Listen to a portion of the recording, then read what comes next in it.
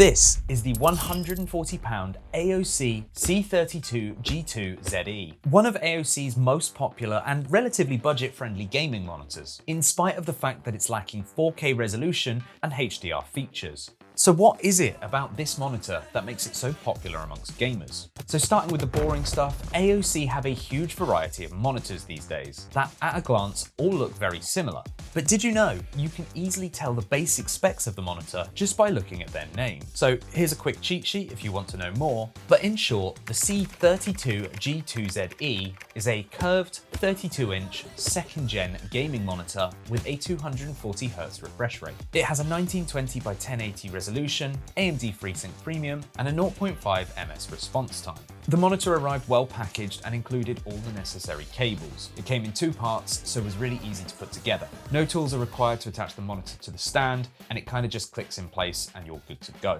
It has a bezel size of about 12mm and has a red strip along the bottom of the monitor, which may not be to everyone's liking, especially if you're trying to color coordinate your desk. In regards to ergonomics for this monitor, it's pretty limited. You can't move it up or down on the stand or twist it side to side. You can, however, tilt it up and down. The V-shaped stand is definitely on the large size and it does sprawl out across my desk, but considering the size of the monitor, I'm pretty sure that's for a reason. On the back, there are two HDMI ports and one display port, and there are no USB ports or speakers on this monitor. There is, however, a headphone jack, so you can still pass audio through should you wish to. The screen itself is 31.5 inches from corner to corner and has a subtle 1500R curvature, which to me feels like quite a good amount as it's not a super wide monitor and anything more would probably look a bit weird from the side. It is also a VA panel monitor, which means better contrast and deeper blacks. Normally, VA panels are known for having slower response times than IPS. However, AOC do make use of backlight strobing, which basically turns off the backlight between picture changes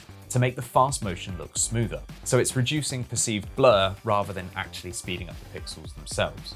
As I said earlier, this monitor has a 1920 by 1080p resolution, and being 32 inches in size, it really isn't the sharpest looking monitor. 24 inches is usually considered the sweet spot for 1080p, so you're essentially trading out quality for more screen estate. I'll talk about this more in a moment, but being a 1080p monitor also means less strain on your GPU, so you'll in theory get improved performance over what you would get with a 4K monitor. So straight out of the box, the image is a little dim and washed out. You can easily improve this by a lot by just increasing the brightness. Anywhere between 90 and 100 makes it look infinitely better. If you're a video editor and color correction is a big deal for you, then this monitor probably isn't for you, as it's not particularly accurate. But if you're purely using it for gaming, then it is more than good enough. It's easy to tweak the color settings to find something that works for you, or you can use one of the preset color profiles built for specific genres to get you started. I have to be honest, I just set it and forget it. But if you do want to have multiple profiles for different games, then you can use the AOC G-Menu app to build profiles and adjust your settings automatically when opening specific apps or games. It's also worth noting that this monitor doesn't have HDR. There is a HDR option in the monitor's settings, but all this really does is dial up the brightness and contrast. Your PC itself won't detect this as a HDR monitor. Okay, so let's talk about performance, because really that is what this monitor is built for. Being a 240Hz monitor, everything just feels smooth and is great for fast-paced games. If you've never had a monitor above 60Hz before, then you're going to love this. And like I said earlier, this is a 1080p monitor, which means your graphics card doesn't have to work nearly as hard as it would pushing a 4K display. I have an NVIDIA 1080 Ti, which once upon a time was a really great card, but it's getting a little dated now. And I've noticed a huge improvement across a number of my games when using this monitor compared to my usual 4K AOC monitor. I've had no problems with input lag and ghosting in lighter scenes, but when colors do get a bit darker, ghosting does become more noticeable. This is a side effect of VA panel monitors in general, and not specific to this one. Overall, I'd say the performance is pretty good and I've had a great experience so far. Like I mentioned a minute ago, AOC have their own application called G-Menu, and this allows you to interact with the monitor's settings via a software interface rather than clicking on the physical buttons on the monitor itself. Now, outside of the automatic profile switching, this app doesn't really do anything that you can't already do just by pressing the buttons on the monitor itself.